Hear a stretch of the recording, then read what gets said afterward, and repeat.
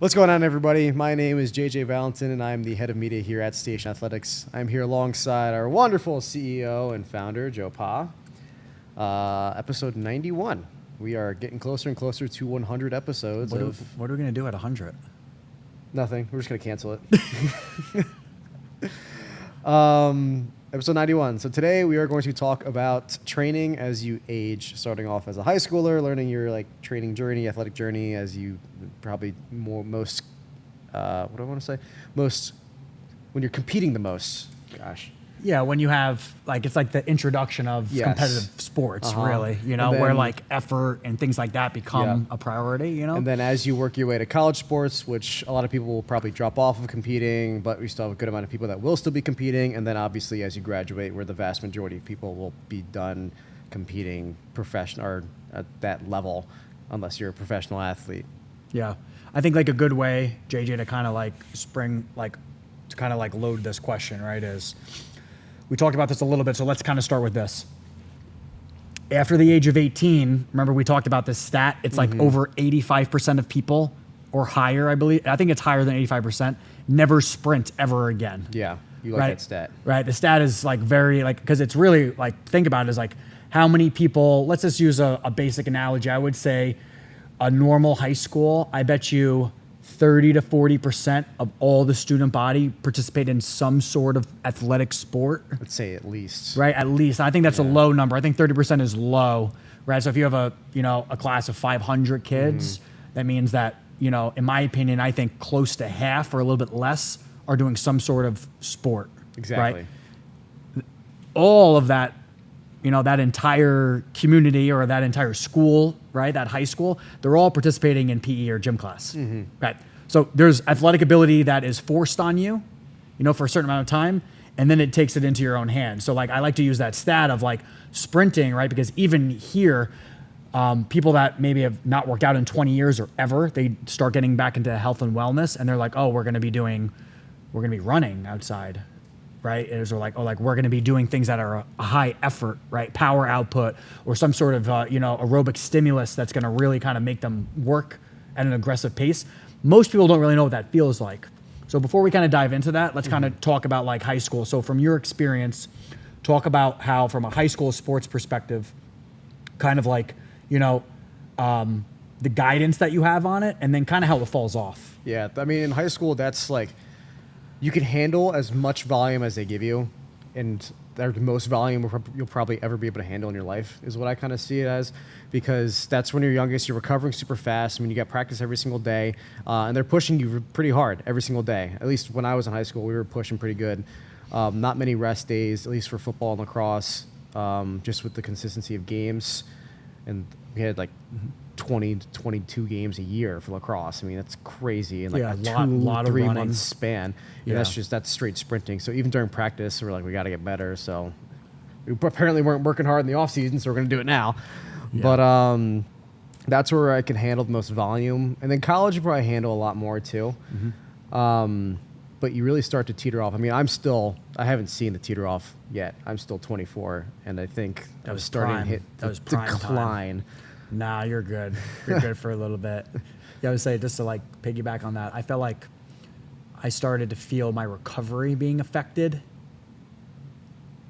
I'm going to say when I was 31, I was man, I can't handle the same volume anymore. And then I had to approach it differently. So I guess to spin that, so in high school, right, I did similar sports to you, right, from a strength conditioning or endurance based.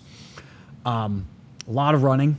Didn't matter what sport it was, you did a lot of running, whether it's wrestling, whether it's track, even baseball, whatever it is. That's what high school gym coaches, high school coaches knew. Hey, gotta get better, go run. Right, go run, go do suicides or whatever it is. But from a sheer volume perspective, when I was in high school, it isn't the same as I look at it today, because you have a lot of kids that do only one sport all year round. So if they play volleyball, that's what they do. If you wrestle, that's all you do, right? It's very rare that you have, I don't want to say that, I take that back. It's not very rare. It's less common to have athletes that are 3 season sports, right? Where they're doing something different each time. So for me, to use me as an example, I had played different sports every season, But then I had off-season sports all year round. So it was school, practice, and then another practice. Yep. And it was like that 6 or 7, honestly, sometimes 7 days a week, right? Because if I was playing like travel soccer or, travel wrestling or something, it was like I had competitions on the weekends and the off season, and like you just kept going. So it was like practice, like that's all it was. So volume for me was never a challenging thing to look at because I was so used to it. So then you fast forward and I go to college. I went to Delaware, University of Delaware, it's a decathlon there, right? I was very okay with the volume change.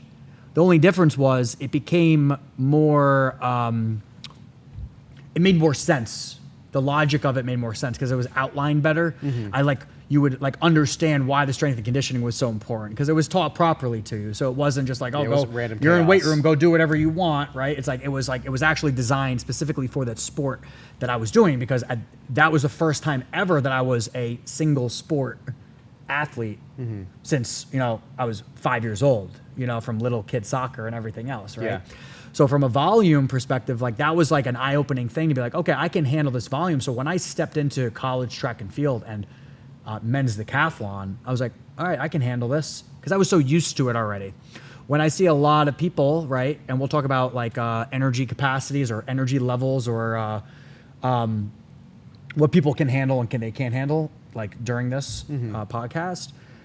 But that was the biggest takeaway. So the reason why I'm talking about this is then when you fast forward a little bit further, right, when I go into the CrossFit space, I went from doing a crazy amount of volume, I'm talking about 4 or 5 hours a day of work in the track and field space into, the functional fitness and competing competitively in CrossFit. How old were you when you started CrossFit? How old was I? I was 22. Yeah, I was 22. So I was 22 is when I started, 22 turning 23. And I was able to step in and be like, wow, this is like the volume. I could handle all the volume work. And then when you fast forward 10 years later, your perspective changes again because now your body starts to not be able to handle certain things because of what you said, right? Like you kind of teeter into the category because as you're younger, your hormones are more regulated, your testosterone level, your natural ability is like better. You just recover faster. So you can handle more volume by default, right? And as you get older, that's kind of the point of this whole conversation is kind of how you teeter into understanding how to decrease volume and still have the same result. Yeah. So what age would you say that you said you noticed change for you at like 31, 32? Yeah. So what age would you say the average person, average athlete who didn't have as much volume as you per se, but was still an athlete throughout high school and college, what age do you think they would start to like teeter off and start to feel like, oh my, like I'm noticing my recovery is like vastly different than it was like 5 years ago? I feel like it's different. So from my point of view of what I've seen being in this industry for 12 years now, is I've noticed with men, it's typically in their later 30s. And it also, all this stuff derives from how much stress they have from work, how much time they're designated in the gym, what their nutrition looks like. All these things play factors. But in their late 20s is typically what I see. And then with females, same thing, right? Do they have kids early? What kind of stress load are they dealing with? But typically, I've noticed that on a female side, it's a little bit later. Really? Yes. And I use like a great example is Tanya, who was on my team, Brian's wife, for so many years. She's a couple years older than me. And still to this day, she still handles a crazy amount of volume. Yeah, I remember Brian. I was actually talking to Brian about that. And her nutrition's on point. She still does weightlifting on a regular basis. She's had a baby, right? Like there's like a lot of things, but her body has been programmed to be able to handle. And that's kind of like my whole point of this is I give you like rough estimates, but there's so many variables. And really what it comes down to is how much volume mentally you're used to, kind of honestly how tough you are mentally as well, and how regimented you are, right? And what I mean by that is, are you coming consistently every day? Are you doing accessory work? Are you stretching after, right? Like, are you doing extra capacity work? Are you going and running, right? Like there's all these things to it. And then really what it comes down to is like how you progress as you get older into handling the volume. Okay.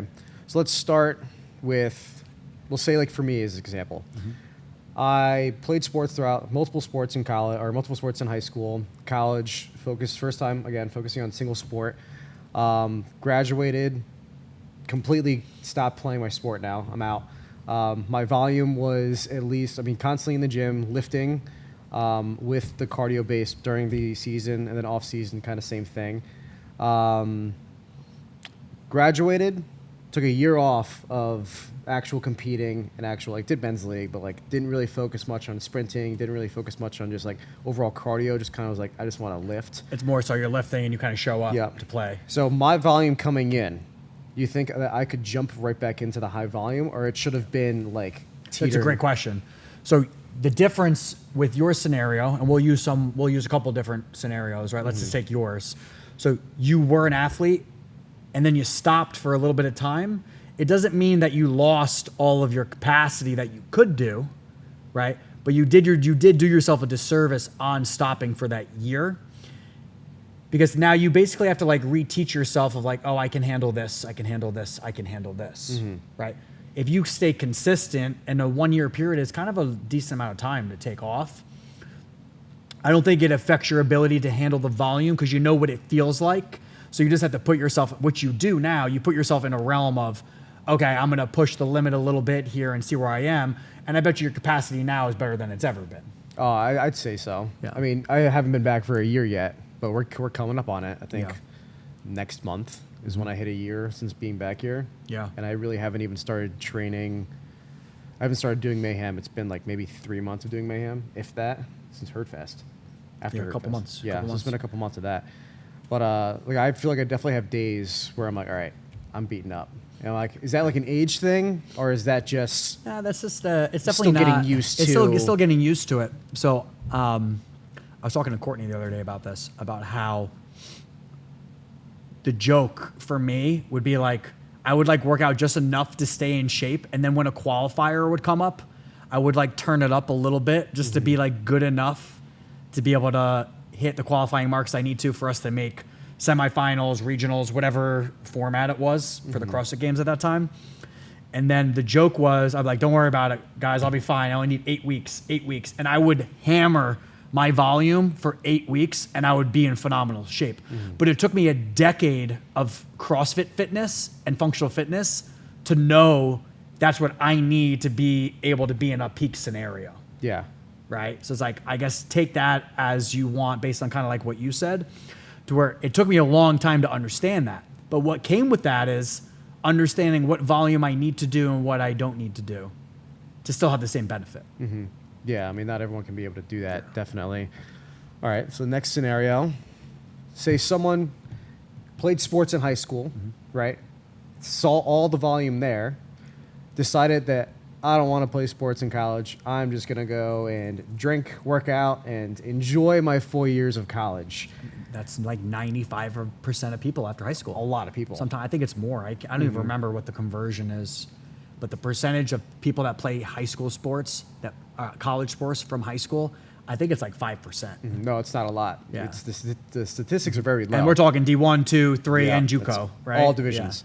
Yeah. So do that for 4 years at school, still working out, still getting the cardio in. It can still maintain pretty good shape. And then they graduate and they kind of realize, well, I can't really go out as much because I'm making money and I can't spend it all on alcohol anymore. Or they can. No, they can. But they kind of hit that point where all right, I want to try and compete, right? I'm going to maybe try run marathons, maybe do CrossFit. And that's what people typically, right, negate to. Mm-hmm. They'll be I guess, to spin on that, why now is so much better than your options now versus early 2010s, 2010, 2012, is you have so many more options on things that you can do now, right? Mm-hmm. So just like what you just said, typically it was people would be oh, I don't know what to do, so I'm just going to go run. And they would run, they would do half marathons, they would do marathons.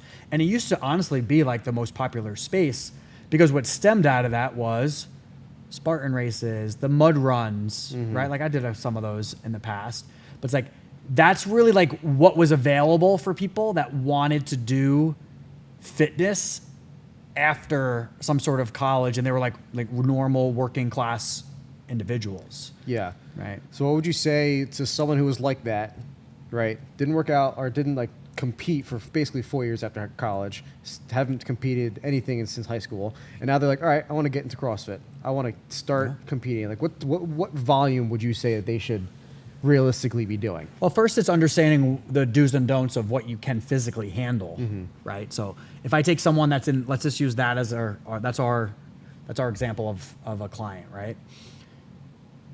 That person that wants to do basic competition to hold themselves accountable, because that's really what it's for. When you sign up for a marathon, you sign up for a CrossFit competition, you sign up for a High Rocks, any of these, right? Spartan race, they're designed for you to get a score on something. So you can like have a level of accomplishment and have a baseline to redo it, and then, you know, improve on times, improve on scores, or like, you know, like whatever that is. So in order to understand that, you have to understand how your body will handle the volume. So most people really just don't understand the basics of strength and conditioning. And that's like the number one thing I try to harp on our clients is understanding, you know, especially like in the female population, it's okay to keep lifting heavier, right? Or this is a myth that has been around forever. Like, do you remember when you're a kid, it's like, oh, don't lift too much, it will stunt your growth. That's fucking was bullshit. And now you got little kids deadlifting, you know, double their body weight. Yeah, that's crazy. Right. But my point is, it's like understanding the how the fitness around whatever you're trying to accomplish can benefit, like you can benefit from it to improve whatever it is that you're trying to do.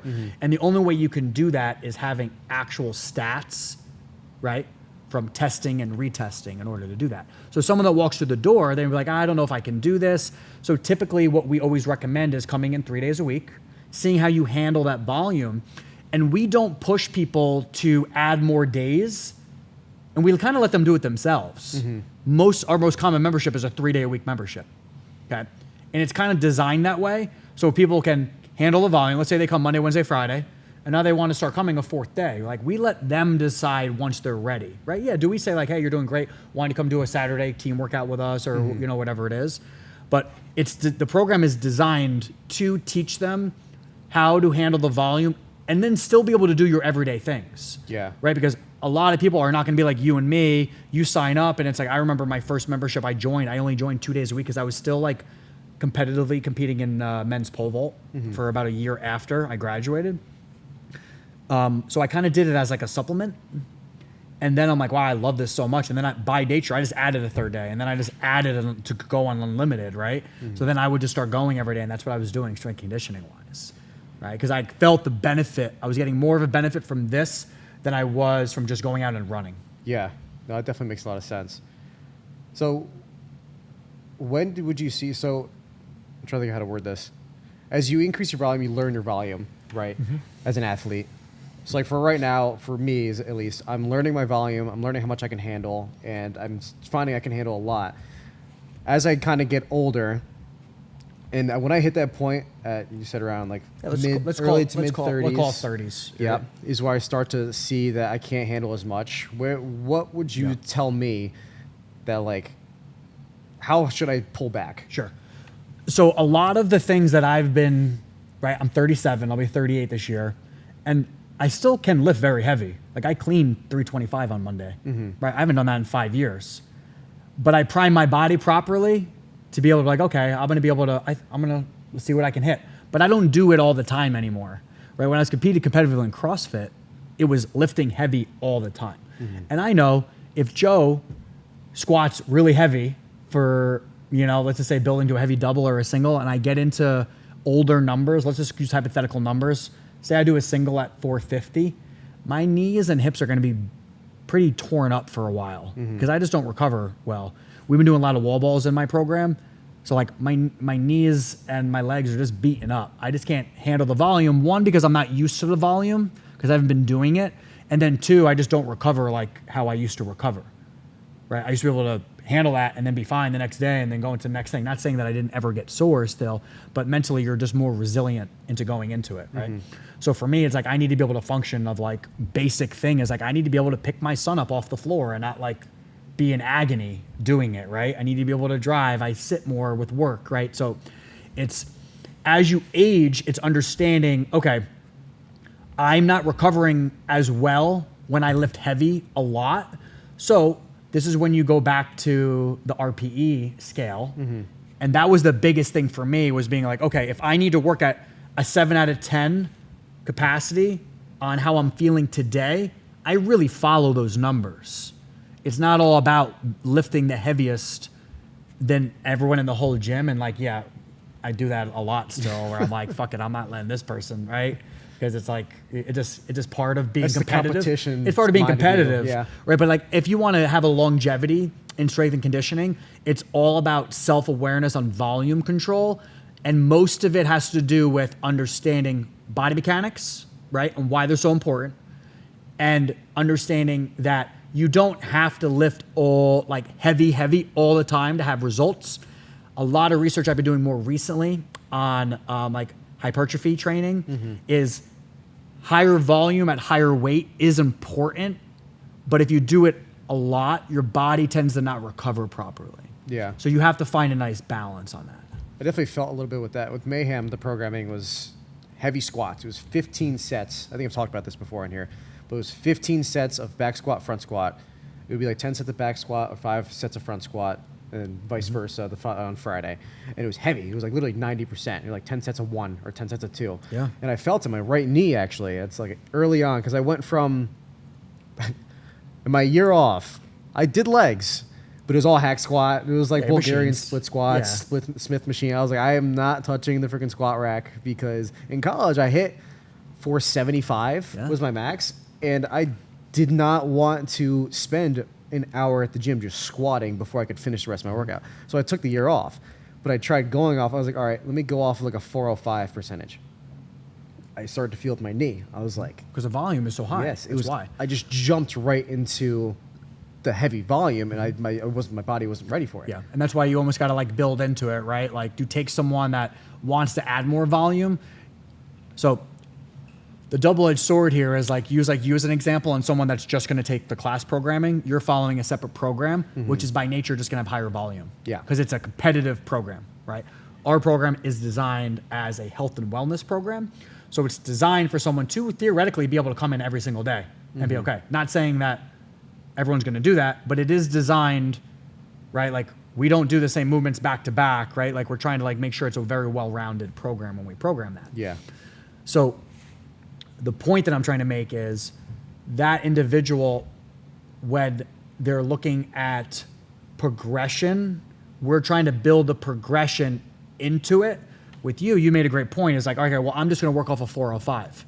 And it was still maybe a little heavy. So if you take a regular person, right, someone that's not trying to be competitive in our space, that person would start slowly. Like, my recommendation to you would be is like, you start lower and then you kind of build up. Yeah, see how you feel. And that's kind of what I do. If I know that we have a lot of squatting coming up, I'm not going to just work off of 485, right? I'm going to work off of 405. And I know that I'll be okay with the volume. It's still going to bother me a little bit, but I know that I'm going to be able to handle that volume and not be in a lot of pain. Yeah, so I definitely should not have jumped right into that. So like, especially like now I try to listen to the RPE, but at least mentally for me, I'm like, RPE, what does that really mean? I was like, I'll just I do it off my percentages anyway, because I'm like, I can handle that for right now. Well, you got to look at time domains too, right? So the last 6 weeks, I programmed all the time domains as well, because I wanted the stimulus to be proper. Okay, so to your point, if you have, let's just use an example of 10 by 1 back squat, right? And you have a certain percentage. If you're resting too much in between, that means you're too heavy, right? Because you're missing this point of the stimulus, right? I don't know what that was, and we can talk about it off air, but let's just say hypothetically it's 10 by 1, right? On that. And let's just say that it should be probably no more than, if I were to write that, it's 90 seconds, hit your next rep. If you didn't do that 90 seconds, you missed your stimulus. So my point being is the reason why that I wrote time domains on things, like a lot of workouts were like, you had 10 minutes to complete this amount of work, and then you rest the difference, and then you start the next thing.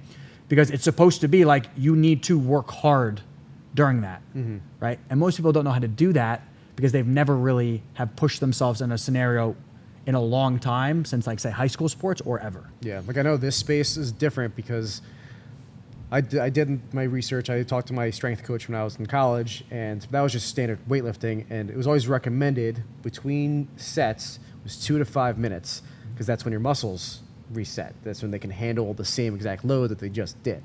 So that's what I tried to do during that 15 set. That's way too long. It was a long time because for squatting, so for like chest day, bench, I was usually hitting the 2-minute mark. And same thing with all upper body. Lower body, especially squats, it was always closer to the 3 to 4 minute mark because it was heavier weight and I feel like my legs were not handling it as well. That program though that you're following is designed, because you got to remember, CrossFit strength and conditioning is going to have some variations because the whole concept of constant variation or functional fitness is muscle threshold and capacity. So you got to look at that, what you were trying to do, as a capacity workout versus sheer strength and conditioning, right? If it's just sheer strength, you're going to rest more and you're going to rest 2 or 3 minutes in between your sets. But when you have things that have short rest periods in them, the stimulus is just different. Yeah. And so like what age would you say, like what, you're not going off of your maxes anymore for your percentages? Very, right? very rare that I do. I actually don't even, I almost never go off of my maxes. And that's by design because I want to be able to come in here, 3, 4, 5 days a week and still feel really good, and like feel good visually, right? Because that's the thing is like from my scenario, I come from sports forever. So for me, I always did the sports never for health and wellness and visual perspective. It was always performance based. Yeah. Right. And as I get older, for me, I had to get used to be like, okay, well, I could sign up for CrossFit competition and I would be able to do it and I would be able to do all the movements and I would still do pretty well based on my division, right? But I do it now for more of just to stay in shape and honestly for visual, right? Make sure that I still have abs and like that part of it, right?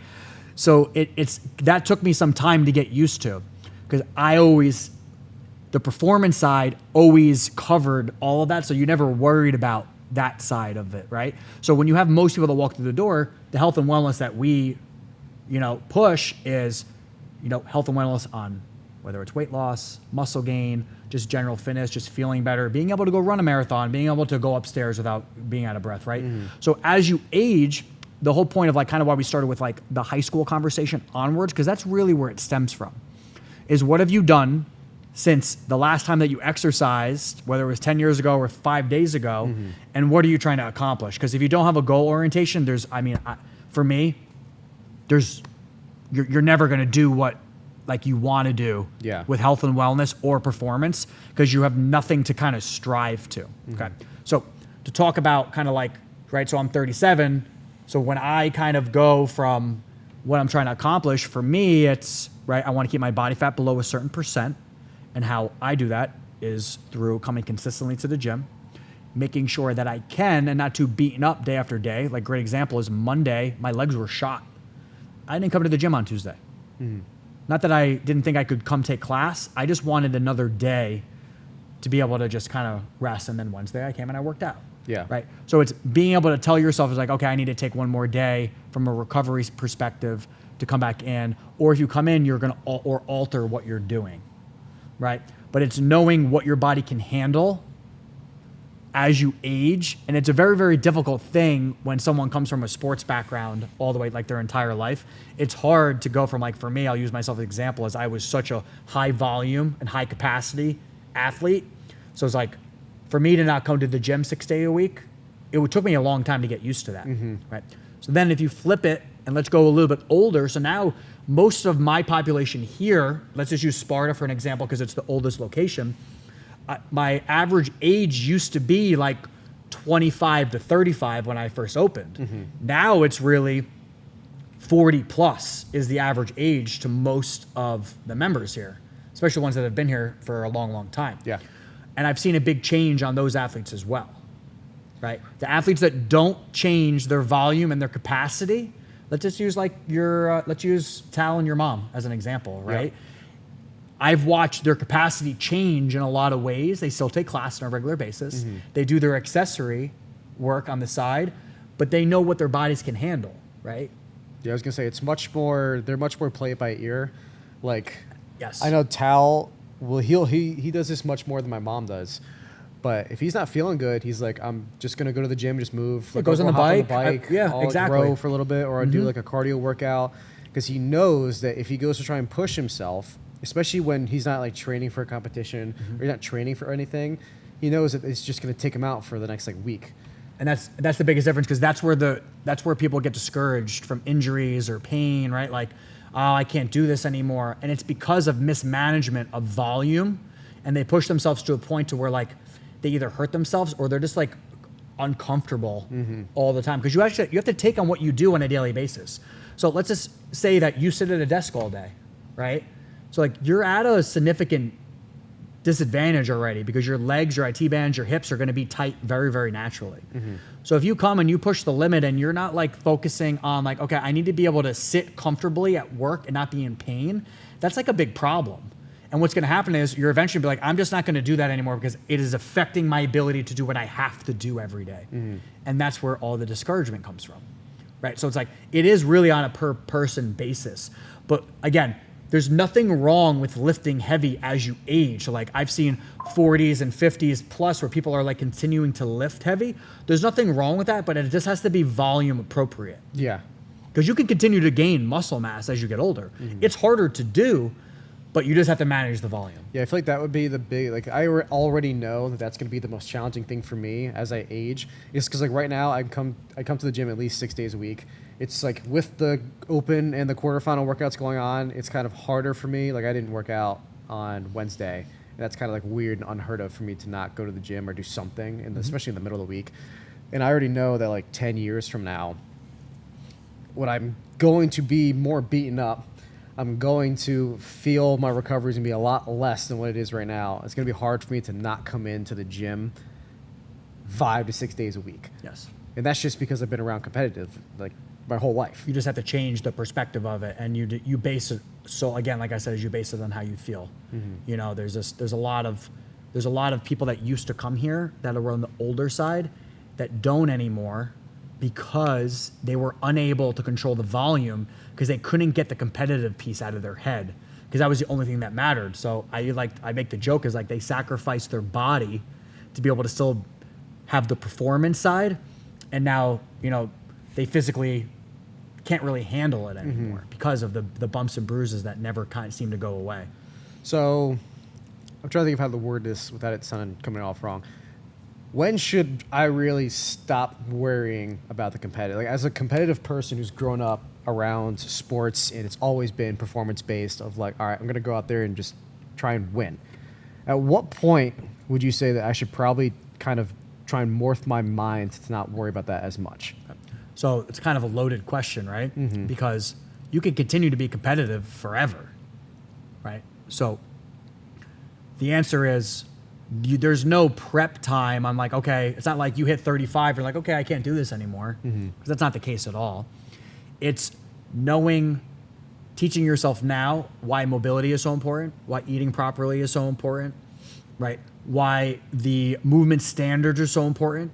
Like, let's just take those three key things. Those three things are so important because that creates the longevity of the baseline that allows you to be competitive in things over a long period of time. Or if you're not going to be competitive, take those three things again, okay? And those three things are so important because it also develops your baseline of being able to be I guess the best way to put this is, to focus on your health and wellness long term still really requires those three things of being the baseline to continue. Right? Yeah. So there isn't a date. There's not like an end date on it, right? Because look at, like, let's just use the CrossFit Games. They have a 35 plus division. They have a 40 plus division. They have a 60 plus division. So all these people are still competitive. They just gauge the volume accordingly. Yeah, right? I was more so curious as like, at what point is it, obviously they're still competing, they're still competitive, they still want to win, but like, at what point do you not worry about, oh, I didn't come in first, oh, I didn't come in second, oh, I didn't podium. Oh, it's that just never- that- doing that- it for fun. That never goes away. Really? Never goes away. Great, can't wait. Nope, So never goes look away. forward to that. If you're in that mindset, I hate losing. Right? You hate losing. Yeah, it sucks. It's just part of it. Just if you have that mentality, it's never, you can't take it away. But what you can do is you can prepare your body to be able to handle things properly to continue to have that mindset, right? It doesn't go away. One day you're not just like, I don't want to do that anymore because, dude, I get itches all the time to sign up for these competitions. I don't, right? You could. I could, right? But I don't, but it's training your body properly in all the other ways to where you don't have to alter your mindset of like to be competitive in, whether you're going to go to a competition or do a high rocks or whatever you're going to do, right? If your goal is to be competitive, it's never going to go away, right? So my point is, you being at an age of 20, you're 24, right? Yeah. So 24, you take proper steps now, you have a long career in, this side of fitness from a competitive scenario. And this goes to someone, if you had no interest in being competitive and you just wanted health and wellness, you could do this for a long period of time. I know a lot of people, I have a lot of friends that are 15 years plus in the CrossFit space.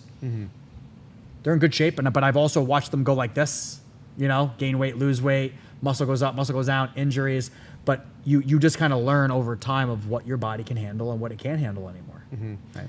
And that definitely goes hand in hand with burnout, I'm assuming too. Yeah. Especially as you get older. Like obviously, like if I really wanted to, I could burn myself out, but it would probably be like 7 days straight. Or probably, just no breaks, only like active recovery days, and even then, I'm still pushing myself. And I'd probably have to be able to do that, or I'd probably have to do that for like probably a year longer before I burn myself out. That's why you always got to build in rest weeks and things like that. There's so many different designs. So if we talk about this from a clientele base of burnout, right? The burnout mostly comes from people not improving. If you're continuously improving, the burnout is very rare to see. People don't get bored when there's results. So that's why when you have results-driven program, that's like the biggest advice ever that I give to people that want to like get involved in some sort of fitness. It's like you see the bigger companies, the ones that have turnovers and the ones that don't. It's because they provide a lot of value on stats of being able to compare results on things, whether it's weight loss, muscle mass, competitive side, providing new equipment, new movements, like new things. That's what keeps people around for a long period of time and continue to have results. Yeah. And what would you say to like a newer person, not active in the gym, hasn't been active in the gym for a very long time, and they're like, I'm out of shape, I haven't been working out, I can barely walk up a flight of stairs without huffing and puffing, but I want to get in. But this stuff is very overwhelming for me, right? Because you're talking about like I don't watch my nutrition. Yep. I have to worry about my daily life as like working out, or working. I have to worry about my kids. I have to worry about like maintaining a good relationship with my friends and family, and I have to go to the gym on top of that. And then there's more stuff inside of the gym life that I need to worry about, like body fat percentage, like muscle mass. Like, what would you say to someone who's like kind of overwhelmed with all that? It's a lot, right? This life is a lot. So I guess the biggest takeaway is none of the other things matter if you don't take care of yourself, right? So people from a priority perspective, they tend to take care of themselves last when it should really be first. Taking care of yourself first allows the longevity for everything that you said. Family, kids, to continue to provide, like that's really the biggest difference that the last 20 or 30 years that I've kind of seen is typically people choose reverse. Yeah. All these things are important, and the laziness always gets derived and directed from not taking care of yourself. Yeah. And it's from a lot of bad habits, but it's a lot of bad habits that have been developed over decades. So that's why it's like, it is a lot. It's a lot to understand how to eat properly. There's shitty food at your fingertips. Every app, you can get it delivered to your door. Any restaurant that you want, fast food, high-end, it doesn't matter what it is, you can get it delivered to your house in 35 minutes or less, right? So you have it's just like understanding habit changes. So I always say is like, look at your life and look at how do I prioritize myself for 1 hour a day, and what does it benefit me for everything else that are my responsibilities. I guarantee your other responsibilities become easier because you have more energy, you feel good, like you're happy with yourself, you're happy with the way you look. Like that's why when people say like, oh, you guys get crazy, obsessive with, no, because it makes me feel good for everything else. Yeah. It makes me have more energy to play with my kids. It has like, you know what I mean? It's like you don't have kids, right? But like, it's really awesome to be like, Ellie's like, oh, my daddy's the strongest. Right? Because she visually sees, because she's here with me. Yeah. Right? Like that is like an empowering thing, not like, you know what I mean? There's like, there's a lot of parents that I see that are my age that are just like it's sad to watch. Yeah. It is right? really. Because it is very fixable. And I get it, but there's always time to do it, whether it's early in the morning or if it's at night, but it's always, people don't prioritize themselves over everything else in their life. They don't understand if they do that, everything else benefits from it. Cool. Anything else you want to? No, I mean, I guess let's kind of end with this is if you look at athletic ability as you age, okay, there's nothing wrong with continuing to do something that you like to do, even if you think that the movements beat your body up too much. You can always scale back on every single movement. Great example is if it hurts to press overhead, just don't do it anymore, or figure out some sort of variation of that. Okay, but you can continue to develop muscle mass over time. And the number one thing that doctors have been changing their perspectives to is heavy weightlifting is fantastic for older people because it does muscle tissue and bone density are like the number one thing that basically kill people. People just like, when you can't do something basic as sit down and stand up in a chair, that's when you start to see a big problem from health and wellness as you age. That's why all the studies have shown that weightlifting, and I'm not talking about like 5-pound dumbbells, right? I'm talking about actually pushing yourself. And I'm not talking about doing a bazillion reps. I'm talking about pushing weight, right? And ramping up in actually, like if you're doing dumbbells and you're doing 40s, but you're capable of doing 70s, you should be doing 70s. Because that's where all the benefit comes. Those last couple of reps is where it really comes from. So as you're aging, the biggest advice is make sure that you're continuing to trying to lift heavy, but in a controlled setting to where you understand while you're doing what you're doing. Cool. So guys, we hope that was helpful in understanding how to train volume as you get older. I know it can be very difficult as you age to want to be able to do the stuff that you were able to do, but also realizing that you can't. Everyone has that realization. I haven't had it yet. I'm still young and spry. You got to find time for yourself. Uh-huh. That's the biggest thing. The biggest takeaway from this is find time for yourself because the rest of your life would benefit from it. So guys, make sure you subscribe on YouTube and all the other podcast platforms that you listen on. Follow us on Instagram on all of our accounts, and I'll see you at the gym.